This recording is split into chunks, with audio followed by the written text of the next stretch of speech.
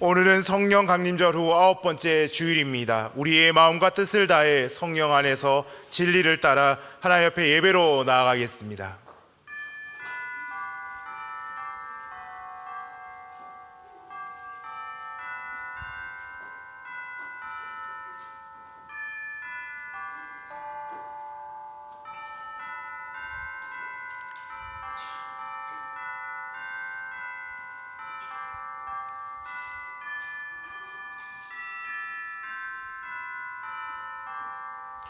여호와는 위대하시니 우리 하나님의 성 거룩한 산에서 극진히 찬양받으시리로다. 터가 높고 아름다워 온 세계가 즐거워하며 큰 왕의 성 곧 북방에 있는 시온산이 그러하도다. 아멘.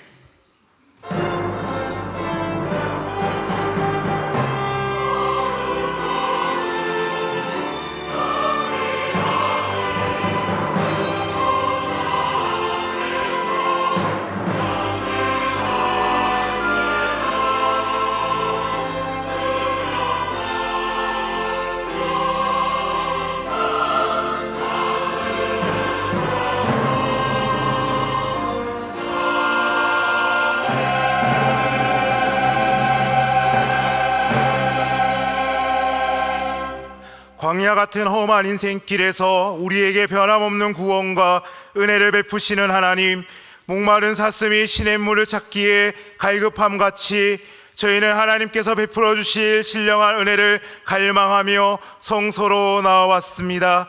예배할 때 우리로 생명수 강가에서 흡족히 마시게 하시며 주님의 식탁에 둘러앉아 하늘로부터 내리는 만나로 배부르게 하시며 골수에 기름진 것을 먹음과 같이 우리의 영혼이 만족을 누리게 하여 주옵소서. 사랑이신 예수님의 이름으로 기원하옵나이다. 아멘.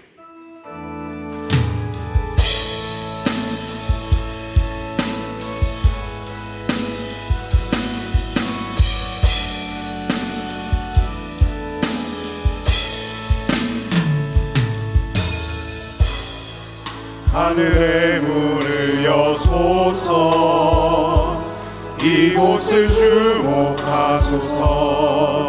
주를 향한 노래가 꺼지지 않으니 하늘을 열고 보소서. 이곳에 임재하소서. 주님을 기다립니다. 기도의 향기가 하늘에 닿으니 주여 임재하여 주소서. 이곳에 오셔서 이곳에 앉으소서. 이곳에서 드리는 예배를 받으소서. 주님의 주님의 이름만이, 오직 주의 이름만 이곳에 있습니다. 이곳에 오셔서 이곳에 앉으소서. 이곳에서 드리는 예배를 받으소서. 주님의 이름만이, 오직 주의 이름만 이곳에 있습니다. 자매의 기도를 드리시겠습니다. 독생자를 이 땅에 보내시고 십자가의 은혜로 우리를 구원해 주신 하나님, 이 구원의 은혜를 받기 전에는 우리의 삶에 아무런 소망이 없었습니다. 그런 저희를 택하여 주시고 주님의 백성으로 거듭나게 하시며 하나님의 나라를 유업으로 받는 상속자가 되게 해 주셨습니다. 그러나 저희는 이러한 은혜를 잊고 살았습니다. 구원받은 자녀임을 망각하였기에 방탕하고 더러운 옛 생활로 돌아갈 때가 많았습니다. 작은 일에도 불평과 불만을 쏟아내며 하나님을 원망했습니다. 이기적인 선택을 하며 가난하고 고난받는 이웃에게 냉정했습니다. 이러한 망령된 행실 때문에 하나님의 영광을 가렸고 복음 전파의 길을 막히게 되었습니다. 성도답지 못했던 지난날의 모든 죄를 용서해 주옵소서. 예수님의 이름으로 참회 기도 드리오며 이제 우리의 입술로 고백의 기도로 계속해 나아갑니다. 아버지 하나님, 우리에게 은혜를 베풀어 주옵소서. 주님이 아니시면 아무것도 아닙니다. 주님이 우리와 함께 하시기에 죄로 인하여 죽을 수밖에 없는 인생이 은혜의 가운데 살아갈 수 있게 되었습니다. 불과 한격진 그 은총을 하나님 우리에게 베풀어 주시고 함께 하옵소서.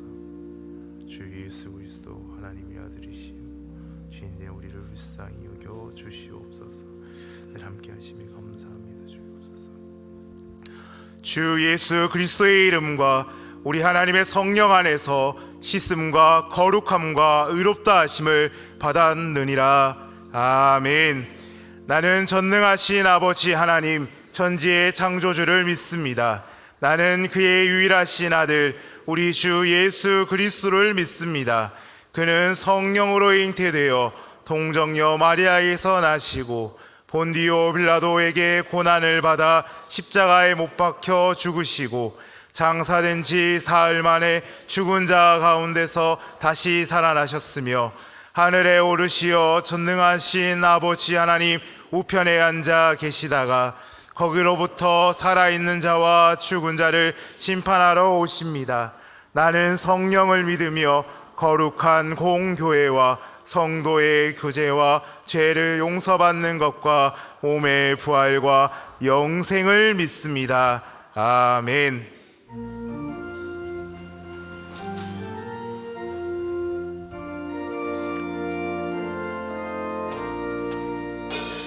구세주를 아는 이들 찬송하고 찬송하세.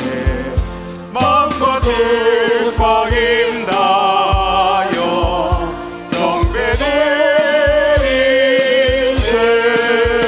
주를 알지 못한 이들 주가 친히 인도하사 그의 피로 구속하니 찬송 부르세.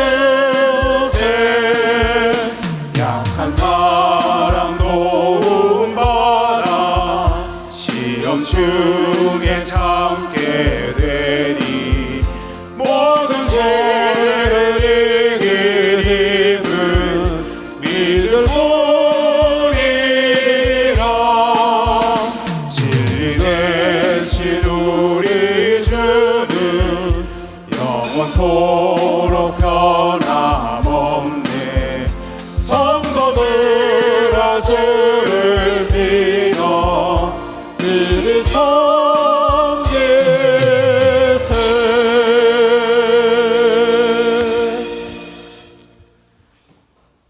천지를 창조하시고 만물을 주관하시는 여호와 하나님, 거룩한 주일 예배로 불러주시니 감사합니다. 이 예배가 내 삶의 마지막 예배라는 심정으로 온몸과 온 마음을 다 드리는 예배가 되게 하옵소서. 하나님이 기뻐 받으시는 예배가 되게 하옵소서. 찬양과 말씀, 봉헌과 축도 모든 순서에 신령과 진정을 다하게 하옵소서. 이 예배로 저희가 치유되고 회복되는 역사가 일어나게 하옵소서. 하나님, 저희를 긍휼히 여겨주셔서 감사합니다. 부족한 죄인을 불러주시고 믿음으로 의롭다 해주시니 감사합니다. 오래 참아주시고 지켜주시고 인도해 주시니 감사합니다. 하나님, 세계 정세를 보면 많이 혼란스럽습니다. 금방 끝날 것 같았던 전쟁들은 더 확대될 기미를 보이고 초강대국 미국조차 대통령 선거를 앞두고 혼란스럽습니다. 하지만 강대국이나 그 지도자들이 아니라 오직 여호와 하나님만이 이 역사의 주인이십니다. 이 혼란의 시기에 깨어 기도하는 저희들 되게 하옵소서. 아버지의 나라가 오게 하옵시고 아버지의 뜻이 이루어지게 하옵소서. 하나님, 동성애를 지지하며 스스로를 진보적 지식인이라 하는 무리가 있습니다. 팔레스타인을 지지하고 이스라엘을 반대하며 스스로를 평화주의자나 약자 편의 선자로 생각하는 무리가 있습니다. 그들은 얕은 세상 지식에 취해 스스로 알지도 못하는 것을 비난하는 자들입니다. 인본주의적 가치에 취해 하나님의 창조 질서와 약속의 말씀에 무지한 자들입니다. 그들의 속셈을 드러내시고 예루살렘이 회복되게 하옵소서. 차별금지법 반대운동이 우리나라를 넘어 전 세계로 확산되게 하옵소서. 하나님, 한국교회를 지켜주시옵소서. 간혹 돈 문제나 여자 문제 등으로 곤란에 처한 지도자들이 있습니다. 그들을 비난하기에 앞서 이는 영적 전쟁임을 한국교회가 각성하게 하옵소서. 지도자들을 위해 기도하지 못한 저희의 죄를 용서하여 주시옵소서. 전쟁에 나가는 군인의 심정으로 말씀으로 무장하고 깨어 기도하게 하옵소서. 성령님 도와주시옵소서. 한국교회의 영적 대각성이 있게 하옵소서. 하나님, 저희 대봉교회를 지켜주시옵소서. 대봉교회가 나아갈 바를 인도하여 주시옵소서. 우리 부서, 우리 교회를 고집하지 않게 하옵소서. 하나님께서 기뻐하시는 것을 기꺼이 감당하는 교회 되게 하옵소서. 말씀과 기도와 찬송이 끊이지 않는 교회 되게 하옵소서. 하나님, 이제 곧 대봉의 아이들이 루안다 단기 선교와 캄보디아 비전 트립을 떠납니다. 온 교회가 아이들의 안전과 성령의 역사하심을 중보하게 하옵소서. 아이들이 준비한 것들을 마음껏 펼치고 많은 것들을 보고 배우고 돌아오게 하옵소서. 무엇보다 성령님 함께 하셔서 아이들이 성령의 역사하심을 경험하게 하옵소서. 훗날 아이들이 커서 어디서 무엇을 하든 그 성령 체험이 큰 영의 양식이 되게 하옵소서. 그들의 소명을 지탱할 수 있게 하옵소서. 교육부의 여름 수련회와 4주간 챌린지 가운데도 함께하여 주시옵소서. 하나님, 일상생활에서의 사탄의 사소한 유혹들, 거기서 저희가 승리하게 해 주시옵소서. 금전적 이익의 양심을 팔지 않게 하옵소서. 뒷담화 시기 질투의 유혹을 이기게 하옵소서. 기뻐하는 자들과 함께 기뻐하고 우는 자들과 함께 우는 자 되게 하옵소서. 연약한 지체를 더욱 귀히 여기게 하옵소서. 무엇이 내게 유익한가를 생각하기보다 무엇이 하나님을 기쁘시게 하는가를 생각하게 하옵소서. 이 영적 전쟁에서 반드시 승리하게 하옵소서. 대봉교회 모든 교역자와 직분자들의 영과 삶을 지켜 주시옵소서. 김은혜 담임 목사님 성령 충만하게 하옵시고 말씀과 기도의 권능을 주시옵소서. 하나님과 성도들이 모두 기뻐하는 목회자로 날마다 새롭게 세워져 가게 하옵소서. 세계 각지에 파송된 선교사들의 삶과 사역을 지켜 주시옵소서. 경제적 문제, 건강의 문제, 관계의 문제 등으로 고통받고 있는 성도들이 있습니다. 그들이 부르짖어 간구할 때 회복시키시고 치유하여 주시옵소서. 예배와 공동체를 위하여 보이지 않는 곳에서 묵묵히 봉사하는 수많은 충성된 손길들, 그들을 격려하여 주시옵소서. 흩어진 대봉의 자녀들을 지켜 주시옵소서. 모든 말씀 예수 그리스도 이름으로 기도드립니다. 아멘.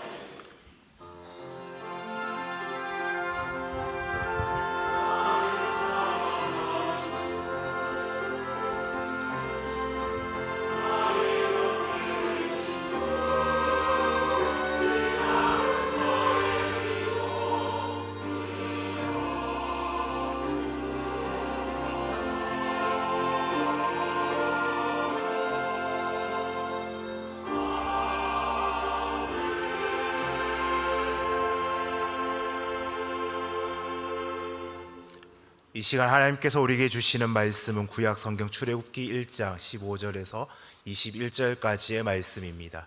구약 성경 출애굽기 1장 15절에서 21절의 말씀입니다. 하나님의 말씀을 봉독할 때 경청하시기 바랍니다. 애국 왕이 히브리 산파 시브라라 하는 사람과 부하라 하는 사람에게 말하여 이르되 너희는 히브리 여인을 위하여 해산을 도울 때에 그 자리를 살펴서 아들이거든 그를 죽이고 딸이거든 살려두라. 그러나 산파들이 하나님을 두려워하여 애국 왕의 명령을 어기고 남자 아기들을 살린지라. 애국 왕이 산파를 불러 그들에게 이르되 너희가 어찌하여 이같이 남자 아기들을 살렸느냐. 산파가 바로에게 대답하되 히브리 여인은 애굽 여인과 같지 아니하고 건장하여 산파가 그들에게 이르기 전에 해산하였더이다 하매 하나님이 그 산파들에게 은혜를 베푸시니 그 백성은 번성하고 매우 강해지니라. 그 산파들은 하나님을 경외하였으므로 하나님이 그들의 집안을 흥왕하게 하신지라. 아멘. 이 말씀을 통하여 은혜 주실 줄 믿습니다.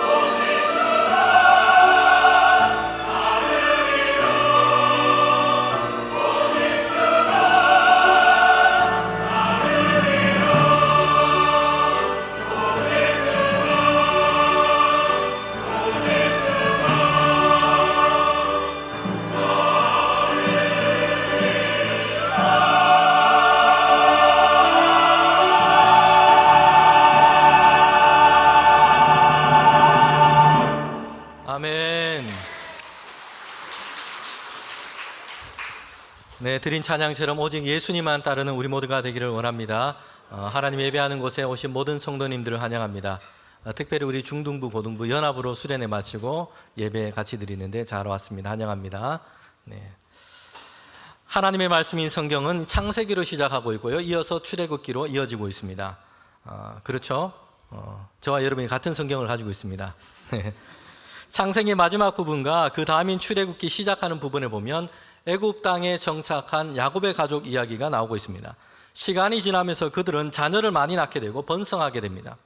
히브리 민족, 이스라엘 민족이라는 말처럼 이 민족이라는 단어가 어울릴 만큼 그렇게 번성하게 된 겁니다. 출애굽기 1장 7절에 보면 이렇게 말씀합니다. 이스라엘 자손은 생육하고 불어나 번성하여 매우 강하여 온 땅에 가득하게 되었더라. 그 수가 많아지고 번성하게 된 겁니다. 그래서 그들이 살던 그 지역과 그 땅에 히브리 민족으로 가득하게 됐습니다. 야곱이 가족들을 이끌고 애굽으로 내려갈 때는 그 수가 70이었습니다. 그러나 출애굽에서 나올 때 그 수는 장정만 60만 명입니다. 그러나 어린아이, 여자, 노약자 다 포함하면 200만 명에 이릅니다. 오늘 우리가 사는 이 대구가 대도시인데 그 인구와 거의 맞먹습니다. 고대에는 오늘 사회에 비한다면 인구의 수나 그 밀도가 현격하게 적었습니다.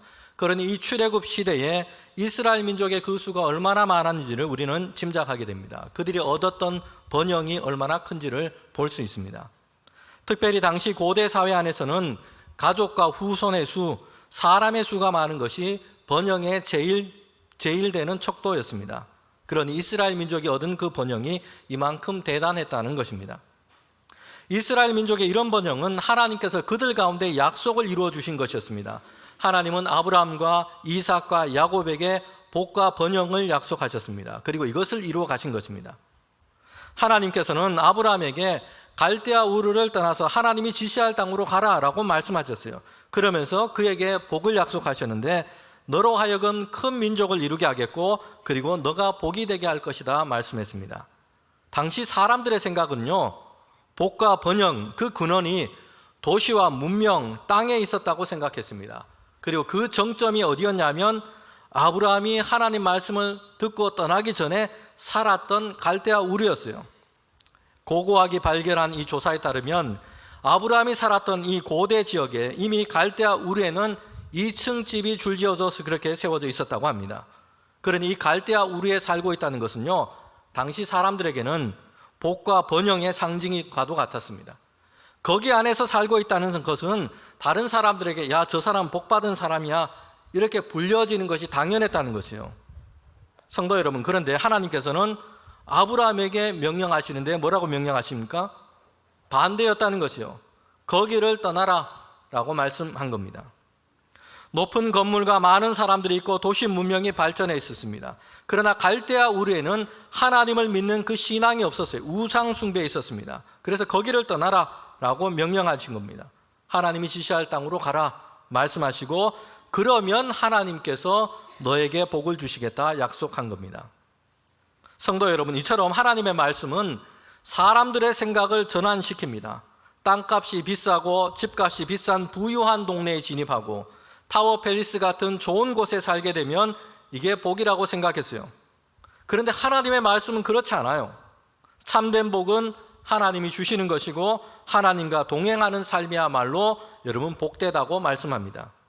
어디에 들어가야 하고 어디에 사는 것이 복의 기준과 이유가 되지 않는 것입니다. 하나님과 동행하면 어디로 가든지 복을 받고 하나님이 함께 하시면 그가 하는 모든 일이 복이 될 것이라 말씀했습니다.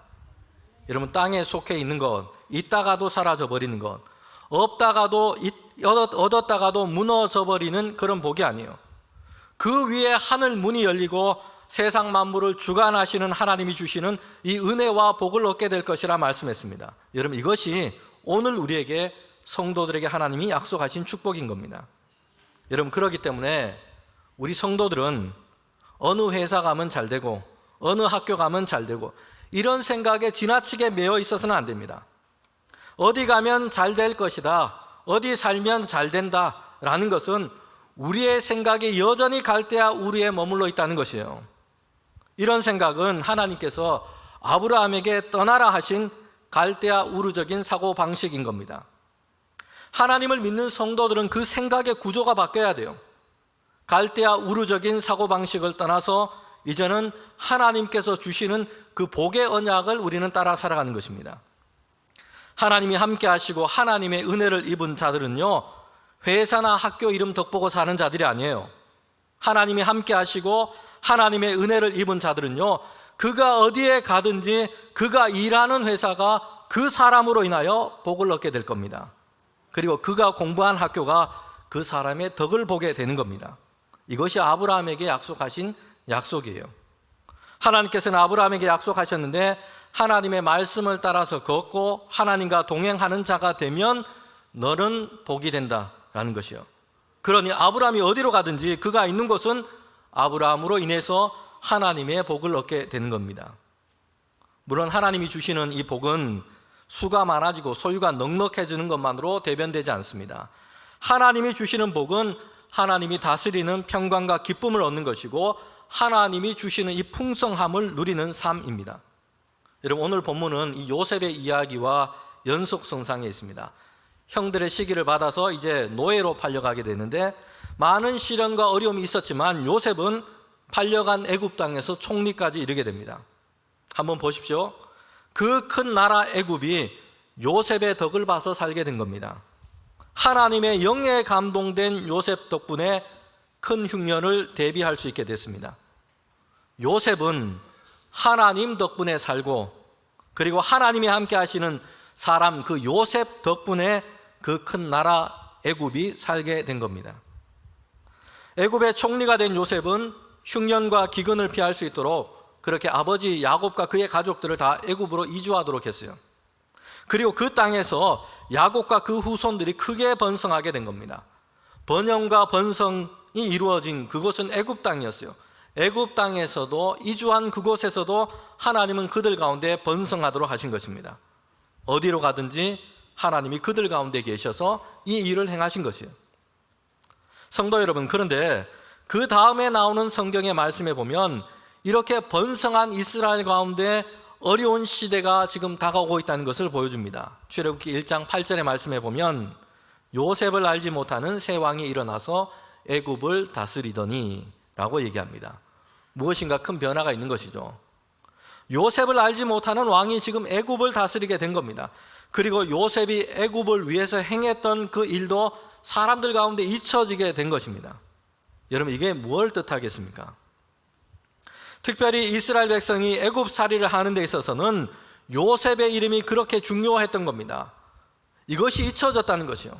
뭘 의미하겠습니까? 이스라엘 백성은 이주민으로 애굽 땅에 와서 살아가게 됩니다. 사회적으로 보면 그들은 약자였고 을의 존재였습니다.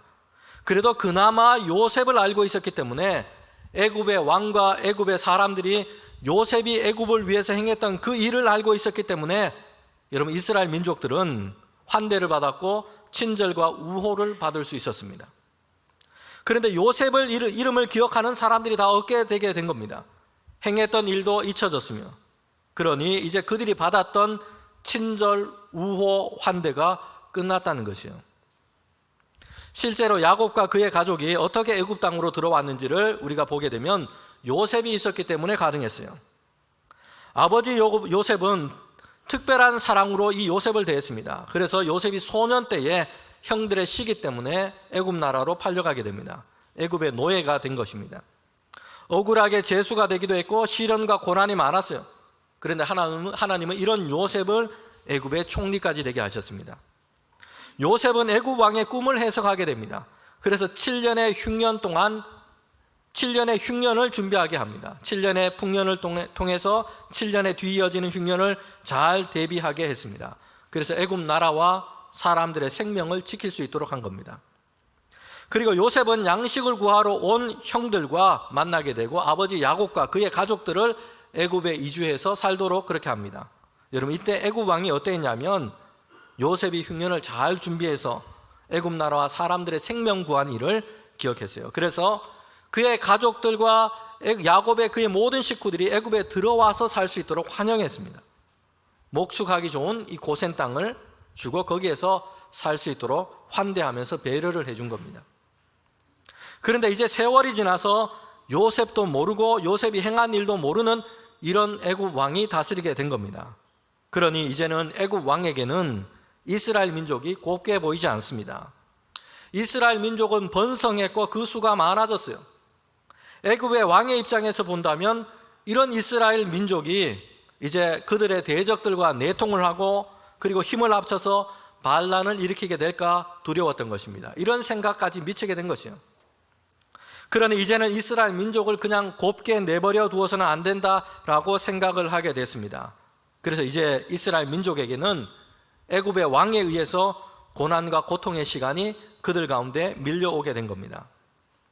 애굽 왕은 이스라엘 민족이 얻었던 이 번성을 저지하기 위해서 온갖 악한 방법과 계획들을 다 실행하게 됩니다. 성도 여러분, 이제 애굽살이에서 이스라엘 민족 가운데 요셉이라는 이름이 지어지게 됐어요. 이 일은 이스라엘 민족에게는 크고 어려운 일이 될 것입니다. 요셉이라는 이름이 애굽살이에서 얼마나 유용했습니까? 큰 방패막이가 되어주기도 했고요. 요셉의 후손, 요셉의 가족이라는 이름으로 환대와 친절을 다 받아왔습니다. 다른 이민자들은 생각할 수 없었던, 얻지 못했던 호의를 다 받았어요. 그러나 요셉이라는 이름이 지어지고 나자 그들이 받았던 환대, 친절, 환영은 사라지게 됐습니다. 더 나아가서 애굽 왕은 이제 엄청난 시련과 어려움을 이제 이스라엘 민족 가운데 가하게 된 겁니다. 그런데 오늘 우리가 이 성경을 읽으면서 생각해 볼 것이 있습니다. 그럼에도 불구하고 이스라엘 민족의 번성은 멈추지 않았다는 것이요. 계속해서 더 번성하게 됩니다. 성도 여러분, 이게 뭘 얘기를 해줍니까? 이스라엘 민족의 번성은 요셉 덕분만도 아니고 애굽 사람의 친절과 한대로만 된 것이 아니에요. 하나님께서 그들 가운데 행하시고 그들 가운데 주신 것이었습니다. 요셉의 이름이 애굽 왕과 사람들 가운데 지워져서 이스라엘의 민족이 당하는 어려움이 있어요. 그러나 이를 통해서 그들이 기억해야 할 분명한 것이 드러나게 됩니다. 이스라엘 민족을 번성하게 하시는 것은 하나님이셨다는 것이요. 하나님께서 그들을 번성하고 하게 하고 계시다는 겁니다. 애굽 땅에서 이스라엘 민족은 요셉의 이름을 걸고 살았어요. 얼마 동안 잘 통했습니다. 요셉이라 가족이라 하면, 요셉의 후손이라고 하면 환영을 받았어요. 그런데 요셉이라는 이름이 그들의 생명과 복의 근원이 될 수 없습니다. 하나님의 이름이 걸려 있어야 할 자리에 대신할 수 없는 것입니다.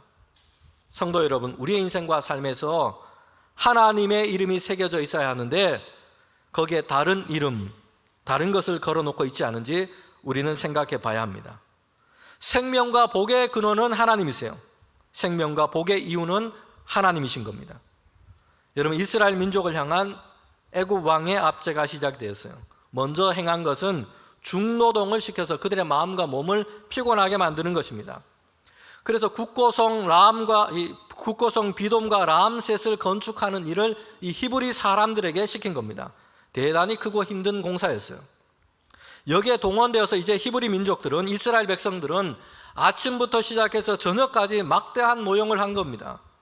여기에는 두 가지 목적이 있어요. 당연히 표면적으로는 성을 건축해 가는 것이죠. 그러나 동시에 이런 노역을 통해서 이스라엘 민족을 쇠약하게 만들고자 했던 겁니다. 더 이상 자녀를 놓을 생각을 하지 못하도록, 마음과 몸을 고단하게 만드는 것이요. 그래서 번성하지 못하도록 그렇게 하도록 한 겁니다. 그런데 이런 애굽 왕의 계획은 실패하고 말았어요. 여러분, 1장 12절에 보면 이렇게 말씀합니다. 그러나 학대를 받을수록 더욱 번성하며 퍼져나가니 애굽 사람이 이스라엘 자손으로 말미암아 근심하며. 하루 종일 큰 노역을 하고 학대를 받으면 그들의 삶의 여건이 척박해지면 자녀 낳는 일을 생각지 못할 것이라 생각했습니다. 이스라엘 백성은 자연스럽게 쇠락할 것이라 여겼어요. 여러분, 이것은 사람과 생명체가 가지고 있는 자연적인 이치입니다. 삶의 환경이 척박해지고 고대해지면 모든 생명체는 본능적으로 개체 생산을 줄이게 되어 있습니다. 여러분, 그런데 이스라엘 백성의 상황은 이런 상식적인 이치를 오히려 역행하고 있었다는 것이에요. 애굽의 바로는 그들의 번영을 저지하기 위해서 이스라엘 민족을 노예 삼았고요, 노역을 시킵니다. 그렇게 하면 자녀 출산도 줄어들고 쇠락해져 갈 것이라 생각했어요. 그런데 오히려 그들이 더 번성해져 가고 있다는 것이요. 애굽의 왕은 더 엄하고 어려운 노역을 시킵니다. 흙 이기기, 벽돌 굽기, 농사, 이런 온갖 일들을 히브리 민족 가운데 시킨 것이에요. 이렇게 그들의 생활을 어렵게 해서 이스라엘 민족들을 힘들게 하면 그들의 번성이 꺾일 거라 생각했어요. 그런데 압제하면 압제할수록, 학대하면 학대할수록 오히려 그들이 더 번성해져 갔습니다. 그래서 애굽 왕이 오히려 근심하게 된 겁니다. 이스라엘의 번성은 하나님이 지금 이루어가고 계시기 때문입니다. 애굽 왕이 가진 힘과 권세로 저지해 보려고 했지만 되지 않습니다. 그가 세운 악한 계획으로 지금 무엇인가를 해보고 하지만 그렇게 되지 않았습니다. 오히려 그렇게 하면 할수록 하나님께서는 이스라엘 민족을 더 번성하게 하신 겁니다. 우리는 이런 역사와 하나님의 말씀을 통해서 하나님의 의지와 계획은 다른 어떤 방법으로도 좌절되지 않는다는 것을 볼 수 있습니다. 아브라함으로부터 시작해서 그의 민족 이스라엘 그 수가 많아지고 번성하도록 하시겠다 약속하셨어요. 그리고 하나님은 말씀하신 것처럼 이스라엘을 번성하게 하십니다. 애굽에 가서도 번성하게 하시고, 요셉이라는 이름이 애굽 땅에 지워져도 번성하게 하시고, 학대를 당하고 압제를 아래 놓여 있어도 번성하게 하시고, 하나님이 그렇게 하시는 것이에요. 그들은 하나님 백성됨으로 살아가면, 그들이 하나님을 섬기고 예배하며 하나님의 말씀을 따라 살아가고자 하면 복을 주시고 그들 가운데 번성하게 하시는 것이요. 주변의 상황과 시대의 변화가 어떤 어려움과 방해가 되어도 그럼에도 불구하고 복 있게 하시고 더 번성하게 하신 것입니다. 성도 여러분, 그러기에 하나님의 백성 그리고 이스라엘 백성의 싸움은요, 번성할 수 있을 것 같은 좋은 환경과 조건을 갖추고 유지하는 데 있지 않습니다. 그들은 어디에 있든지 하나님의 백성됨을 잃지 않고 그 정체성을 지키는 싸움인 것이에요. 그러면 하나님께서 그들을 복 있게 하시고 번성하게 하십니다. 그들을 지키시고 인도하시는 것이에요. 애굽의 왕은 이스라엘 민족의 번성을 막기 위해서 내세운 일들이 다 제대로 되지 않았어요. 그리고 특단의 조치를 내리게 됩니다. 이전보다 훨씬 더 악한 생각이었어요. 노역을 시켜도 안 되고 힘들게 해도 안 되고 계속해서 이스라엘 민족은 출산하고 생명을 낳습니다. 자기 뜻대로 안 되니까 애굽의 바로가 생각한 것은 이제는 죽이는 것이었어요. 남자아이가 태어나면 다 죽이라라는 것이었습니다. 그래서 히브리 산파들을 불렀습니다. 시브라와 부하라 하는 사람이었어요. 애굽 왕은 그에게 얘기합니다. 히브리 여인들이 아이를 낳을 때에 도울 때에 딸이면 살려주고 아들이면 죽여버리라 라는 것이었습니다. 남자의 수가 많아지고 이제 장성하게 되면 애굽에 대항하여 저항할 수 있게 됐다 생각한 겁니다. 그래서 사전에 그 싹을 잘라버리고자 한 겁니다. 애굽의 왕이 히브리 산파들에게 얘기했다 하지만 부탁하는 말도 아니고요, 협조를 구하는 말도 아니에요. 이 말은 명령인 것입니다. 애굽의 권력의 최고 정점에 있었고 애굽 전체를 다스리는 이 왕이 노예민이고 산파이고 히브리 여인이었던 이 여인들에게 지금 명령한 것입니다. 둘 사이에는 차이가 나도 너무 나는 것이죠. 사실 이런 상황이라면, 왕의 명령이면 모든 사람들은 다 고민할 문제가 안 될 겁니다. 보통은 그렇게 다 되는 것이에요. 선택의 문제가 더 이상 되지 않는 것이죠. 그냥 그대로 따라야만 하고, 그렇지 않으면 그의 생명을 부지하기 어려운 일이 되고 말 것입니다. 성도 여러분, 그런데 놀랍게도 히브리 산파는 왕이 명령한 이 일에 대해서 생각했어요. 고민했습니다. 왜냐하면 그들에게는 애굽의 왕보다 더 높고 더 크고 더 위대하신 분이 그들 가운데 계시기 때문입니다. 하나님이세요. 애굽의 왕이 명령한 것, 이것은 분명한 불의한 것이었기 때문입니다. 죄악된 일이었어요. 그래서 명령을 내린 이 애굽 왕이라고 해도 그 명령에 대해서 어떻게 해야 될지를 생각하게 된 겁니다. 1961년에 평범한 모습을 한 50대 남자가 예루살렘에 있는 전범 재판장으로 들어섰습니다. 그의 이름은 아돌프 아이히만이었습니다. 독일 나치 시대 친일의 장교였습니다. 히틀러의 지시를 받아서 유대인을 강제 수용소로 옮기고 그리고 거기서 학살했던 그 일을 주도했던 악명 높은 인물이었습니다. 2차 세계대전 당시에 유대인 학살을 진행했던 그런 책임자였던 겁니다. 독일이 패전하고 나니까 1급 국제 전범으로 이 사람은 수배되었습니다. 그래서 그는 수배를 피해서 아르헨티나로 도주를 했어요. 이름을 바꾸고 얼굴을 위장해서 거기에서 살았던 겁니다. 이스라엘의 정보기관이 15년간의 끈질긴 추적을 했고요. 1960년에 그는 체포되었습니다. 그리고 예루살렘의 나치 전범 재판장에 그는 서게 된 겁니다. 8개월 동안 이 재판이 진행이 되었어요. 이 재판 전 과정을 유대인이었고 여성 철학자였던 한나 아렌트는 거기에 가서 이것을 직접 보게 됩니다. 그리고 그의 기록을 남기게 됩니다. 예루살렘의 아이히만이라는 책입니다. 그런데 이 재판의 과정을 보면서 아렌트는 물론이고 많은 사람들이 정말 놀라게 된 겁니다. 그렇게도 많은 사람을 무자비하게 학살하는 이 일을 주도했는데 여러분, 재판장에 선 그 사람이 너무나 평범했다는 것이요. 동네 이웃에 살고 있는 50대 아저씨 그 모습이었다는 것이요.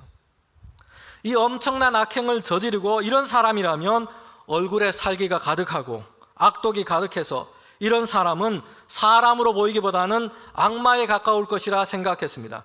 그런데 그렇지 않았다는 것이요. 전범 재판장에 섰던 이 아이만은 평범한 가장의 모습이었고 그의 정신과 정서적인 상태는 지극히 정상적이었다는 것이요. 이런 악의 평범성 때문에 사람들은 놀란 것입니다. 재판으로 아이만은 사형 선고를 받고 62년에 처형되게 됩니다. 그런데 그가 법정에서 최후 진술을 이렇게 얘기했습니다. 나는 나치 독일의 군인 공무원이었습니다. 나는 단지 내게 주어진 합법적인 명령을 따랐을 뿐이었습니다. 그러기에 나는 신 앞에 유죄이지만 법 앞에는 무죄입니다. 그는 자신에 대해서 이렇게 변호를 한 겁니다. 그러자 검사가 사형을 구형하면서 그에게 이렇게 얘기합니다. 당신의 죄를 말하겠습니다. 생각하지 않은 죄, 그리고 행동하지 않는 죄, 이것이 피고의 진짜 죄입니다. 상부에서 아이히만에게 주어진 명령은요, 유대인에 대한 무자비한 학살이었어요. 사람을 죽이는 것이었습니다. 그런데 이런 악한 명령에 대해서 그는 생각하지 않았어요. 그대로 따른 것입니다. 생각하지 않은 죄, 행동하지 않은 죄였습니다. 성도 여러분, 오늘 성도들도 우리도 생각하지 않은 죄를 짓고 세상 가운데 살아가기 쉽습니다. 야, 이게 대세야. 이렇게 해야지. 이게 세상 사는 방법이야. 좋은 게 좋은 거야. 다들 그러는데 뭘 눈 감고 살아. 성공해야지. 이런 말에 대해서 우리는 생각하지 않고 살아가는 것이요. 권위로 강요하고 관행이라 말하고 불이나 죄악된 것을 함께 행하면서도 나의 안위를 도모하기도 합니다. 그러면서 아이히만처럼 변호하는 것이죠. 나는 그냥 다른 사람들이 하는 대로 그냥 따랐을 뿐입니다. 그냥 선배들이, 학식 있는 선생들이, 부모나 친구들이 말하고 가르쳐 주는 대로 따랐을 뿐이에요. 나라와 법이 정한 대로, 상급자가 지시하는 대로 따랐을 뿐입니다. 내게는 잘못이 없습니다. 여러분, 그러나 생각하지 않은 죄입니다.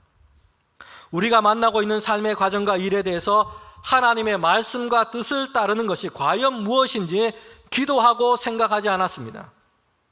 비록 하나님께서 기뻐하시고 원하시는 것이 무엇인지 알면서도 당장 눈앞에 보이는 순간의 유익이나 세상과 사람들에 대한 두려움 때문에 그것을 살아내지 않았습니다. 생각하지 않은 죄, 행동하지 않은 죄인 것입니다. 히브리 산파들은 애굽의 왕의 명령을 받았습니다. 그 명령은 히브리 남자아이들을 다 죽이라는 것이에요. 히브리 산파들은 생각하지 않은 죄를 짓지 않은 것입니다. 왕의 명령이지만 그 명령은 죄악된 것이기 때문에 어떻게 해야 할지를 생각했어요. 그리고 왕의 명령을 거부합니다. 아기들을 죽이지 않고 살리기로 작정한 것입니다.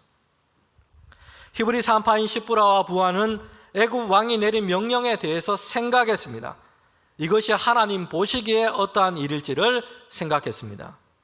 그리고 선택의 문제 앞에 서게 된 겁니다. 애굽 왕의 명령은 하나님의 말씀과 명령에서 어긋난 것이었습니다. 불의한 것이었고 사람의 생명을 죽이는 죄악된 일이었습니다. 왕이 내린 이 명령, 이것을 지키지 않았을 때는 그들에게 위험이 닥쳐올 수도 있습니다. 그러나 그들은 하나님의 법이냐, 하나님의 말씀이냐, 아니면 애굽 왕의 명령이냐, 이 선택의 문제 앞에 서게 된 겁니다. 성도 여러분, 이 선택의 문제는 모든 사람들이 매우 자주 만나는 일이기도 합니다.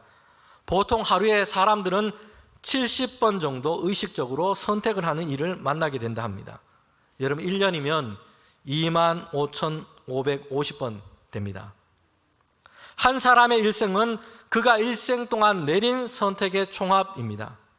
그가 어떤 사람이고 누구인지 가장 잘 설명해 주는 것도 어떤 선택을 하며 살고 있는가, 이것을 보면 됩니다. 히브리 산파의 선택은 무엇이었을까요? 출애굽기 1장 17절에 이렇게 말씀합니다. 그러나 산파들이 하나님을 두려워하여 애굽 왕의 명령을 어기고 남자 아기들을 살린지라. 애굽의 왕보다도 하나님을 두려워했습니다. 여기서 두려워하다는 것은, 하나님을 두려워하다는 것은 겁에 질리는 공포를 뜻하지 않습니다. 경외했다는 것이요, 하나님께서 가장 높으시고 존귀하신 분인 것을 알고 하나님의 명령과 말씀을 가장 높은 권위로 받아들이는 것이에요. 애굽 왕의 명령이 있지만 이것보다 하나님의 명령과 말씀이 지켜야 할 더 높고 더 중요한 것으로 여겼습니다. 그래서 애굽 왕의 명령을 거절하고 아기들을 살린 것입니다. 성도 여러분, 우리가 세상에서 정말 하나님을 믿고 하나님을 원하는 삶의 방식으로 살아가고자 한다면 반드시 이 선택의 문제를 우리는 만나게 될 겁니다. 생각하지 않고 그냥 세상이 흘러가는 대로 거기에 맡기고 살아간다면, 그렇다면 모를까, 내가 정말 하나님을 믿고 하나님이 기뻐하시는 뜻이 무엇인지 생각하고 살겠습니다 라고 이런 마음이 있다면, 여러분, 우리는 선택의 문제를 마주하게 될 겁니다. 그때 우리는 어떤 선택을 해야 할지 오늘 말씀을 통해서 우리는 보게 됩니다. 애굽 왕이 두려워서 애굽 왕의 명령을 따르기로 선택할 것이 아니에요. 하나님을 경외하기에 하나님 말씀을 따라 살아갈 것을 선택해야 하는 것입니다. 여러분, 신약 성경에서 사도 바울은 그리스도인이 받은 그 은혜에 대해서 이렇게 설명합니다.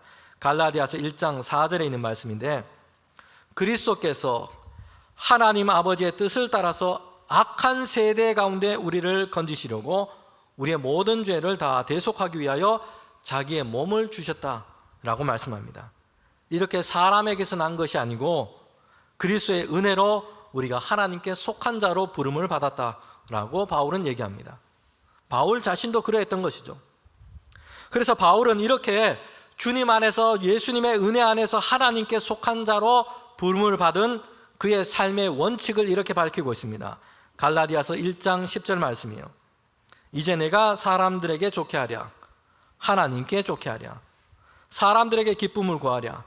지금까지 내가 사람들의 기쁨을 구하였다라면 그리스도의 종이 아니니라. 아멘. 바울의 이 말은 사람들을 무조건 멀리하고 배척하라는 말씀이 아니에요. 하나님께 좋은 것과 사람에게 좋은 것이 대립하고 있는 것이에요. 하나님을 기쁘시게 하는 것과 사람을 기쁘게 하는 것이 지금 대치되고 있는 것입니다. 그럴 때 이렇게 하라는 것이에요. 하나님을 좋게 하고 하나님이 기뻐하시는 것을 선택하라라고 말하고 있는 겁니다.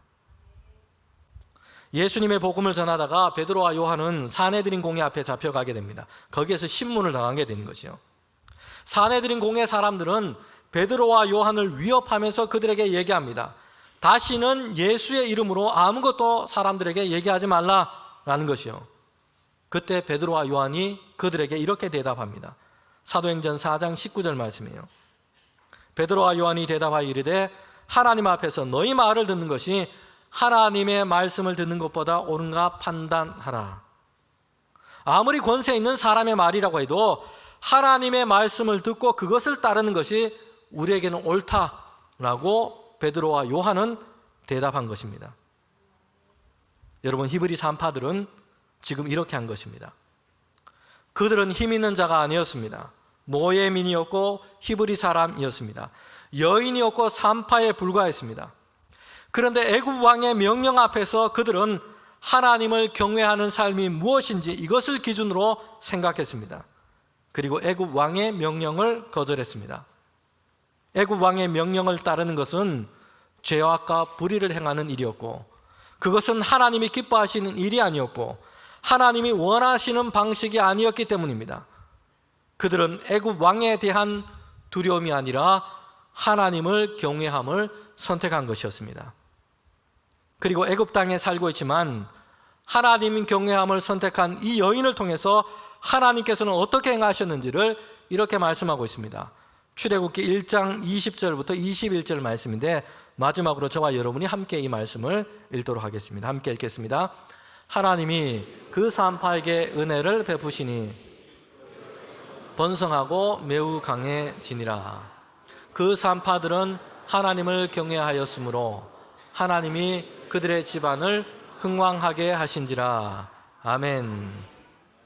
하나님을 경외하는 산파를 통해서 하나님은 이스라엘 민족을 번성하게 하시고 강하게 하시는 일을 이어가십니다. 그리고 하나님을 경외하는 그들의 집을 흥왕하게 하셨다 말씀합니다. 성도 여러분, 애굽 왕의 명령을 잘 듣고 애굽 왕에게 잘 보여서 잘 되는 것은요, 잠시 죄악 가운데 낙을 누리는 것에 불과합니다. 그리고 그 결국에는 하나님의 판단을 받게 될 겁니다. 그리고 반대로 애국과 같은 세상에서는요, 하나님을 경외하기로 선택하고 그렇게 살아가면 환난과 고난이 있기도 할 겁니다. 그러나 분명 하나님께로부터 장차 얻게 될 영광이 있습니다. 이것은 다른 것과는 비교할 수 없을 정도로 값진 것이요 영원한 기쁨이 될 것입니다. 오늘 우리 모두가 세상을 두려워하지 말고 세상 가운데 하나님 경외함을 선택하는 주의 백성 되기를 주님의 이름으로 축원합니다. 함께 기도드리겠습니다. 하나님 참 감사합니다. 주님을 예배하며 하나님의 말씀 앞에 섭니다. 이제 우리가 세상 가운데 살아갈 때에 세상을 두려워하지 않게 하시고 하나님 경외함으로 살아가는 주의 백성 될 수 있도록 인도하여 주시옵소서.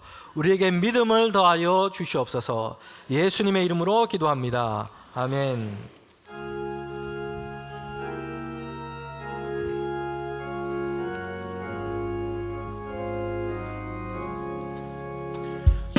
십자가 그늘 아래 나시기 원하네.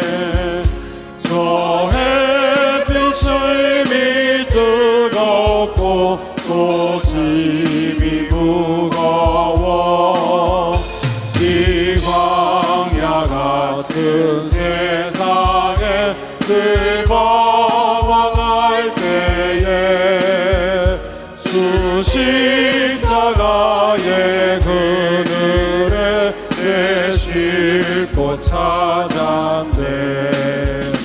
내 눈을 밝히 떠서 저 십자가 볼 때 날 위해 고난 당하신 주 예수 보인다.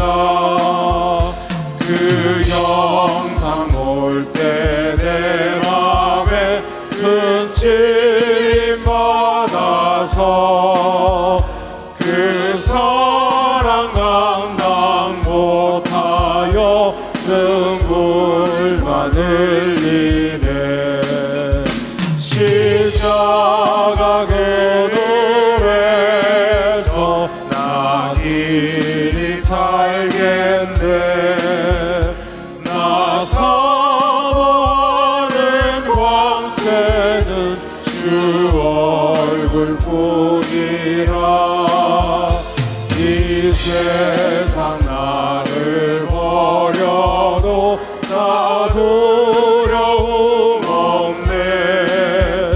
내 한량 없는 영광은 십자가뿐이라.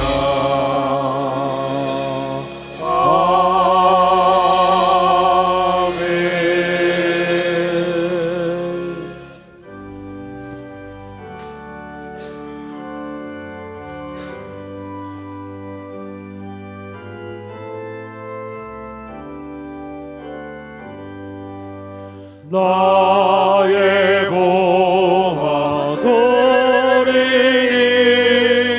주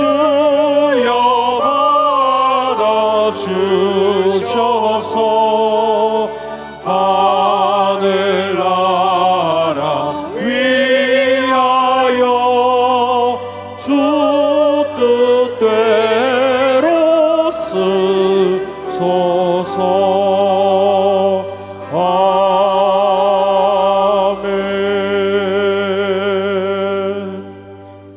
하나님 참 감사합니다. 주님을 예배하며 귀한 예물을 하나님 손에 올려드립니다. 하나님께서 우리에게 허락하신 것 모든 것 가운데 일부를 구별하여 믿음의 고백을 가지고 드리는 귀한 예물입니다. 우리 모든 성도들의 가정과 그 손길 가운데 하나님 함께하여 주셔서 주님의 평강을 더하여 주시며 하나님께서 어디로 가든지 동행하여 주셔서 하나님의 복을 이루어 주시옵소서. 우리 성도들 가정마다 주님께서 필요를 따라 채워주시되 하나님께서 주시는 풍성한 은혜를 누리게 하여 주시옵소서. 하나님께서 주시는 평강과 기쁨으로 세워지는 우리 성도들 가정 될 수 있도록 주님 인도하여 주시옵소서. 이 예물이 사용되는 곳에 하나님의 선한 뜻이 드러나게 하시고 하나님의 나라가 확장되게 하시고 주님의 복음이 증거될 수 있도록 인도하여 주시옵소서. 이 예물이 사용되는 곳에 주님의 이름으로 모이는 교회와 선교지마다 하나님 새 힘 더하여 주시고 귀한 사역들이 더 힘있게 이루어질 수 있도록 주님 인도하여 주시옵소서. 예수님의 이름으로 기도합니다. 아멘.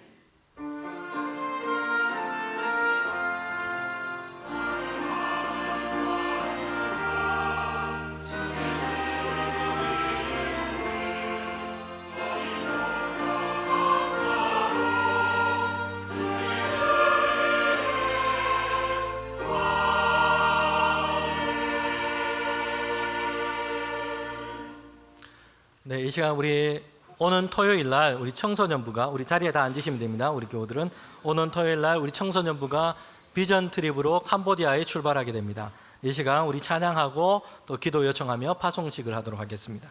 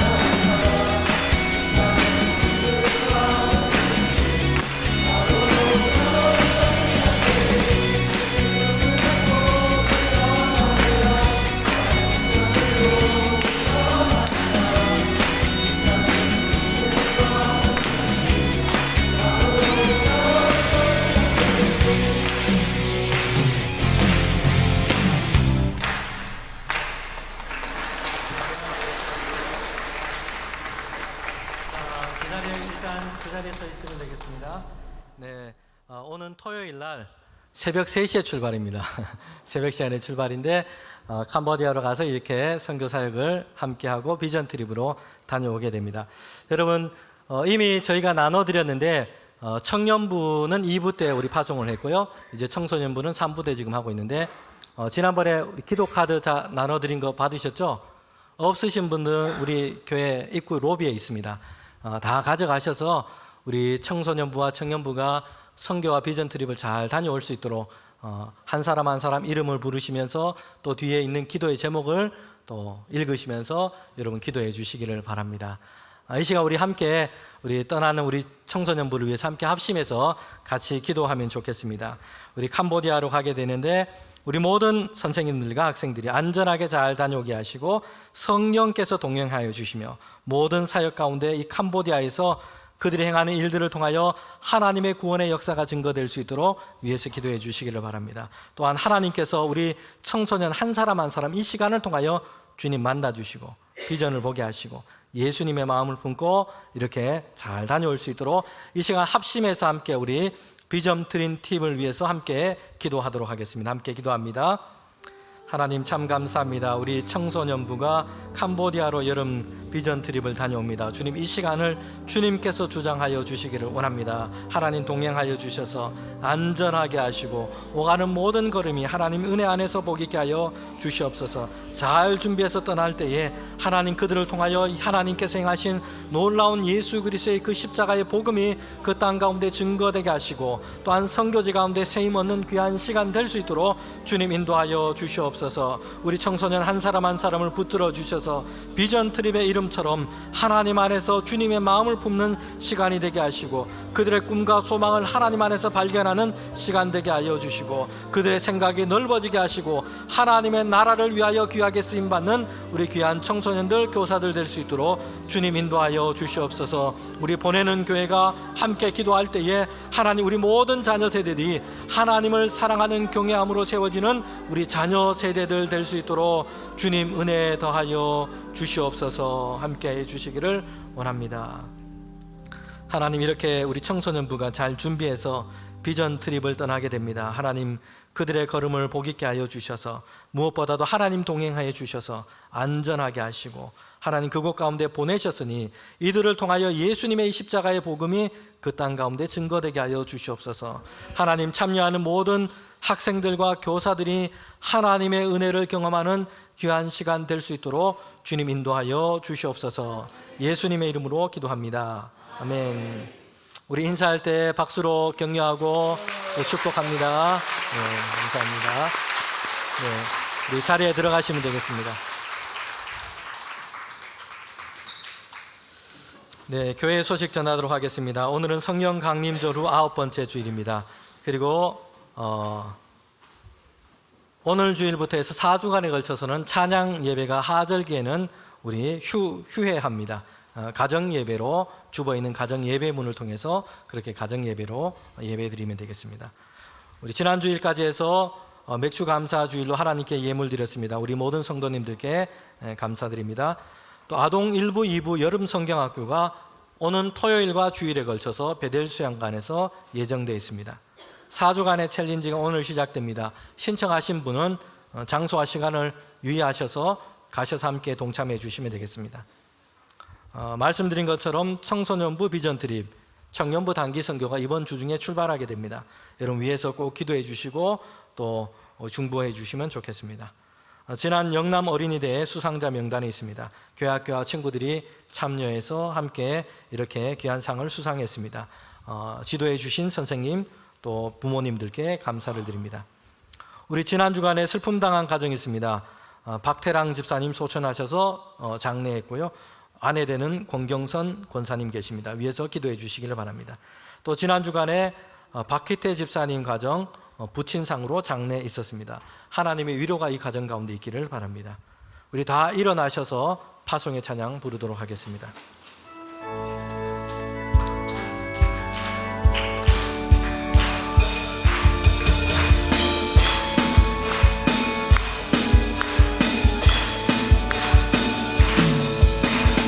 많은 사람들 참고 진리를 모른 채 주님 곁을 떠나갔습니다. 내가 만난 주님은 참 사랑이었고 진리였고 소망이었소. 난 예수가 좋다오. 난 예수가 좋다오. 주를 사랑한다던 베드로 고백처럼 난 예수를 사랑한다오. 그대 가만히 참된 행복을 찾거든 예수님을 만나보세요. 누구로 인한 평안을 얻으며 나와 같이 고백할 거요.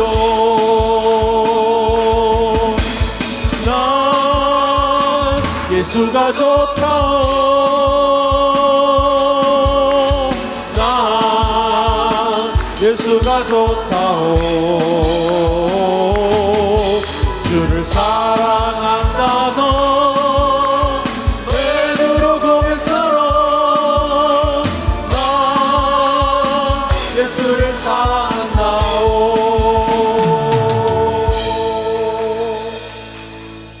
지금은 우리 주님 예수 그리스도의 은혜와 하나님의 그 크신 사랑과 성령의 교통하심이 하나님만 경외함으로 살기를 원하는 우리 모두 가운데 지금부터 영원토록 함께 하시기를 간절히 축원하옵나이다. 아멘.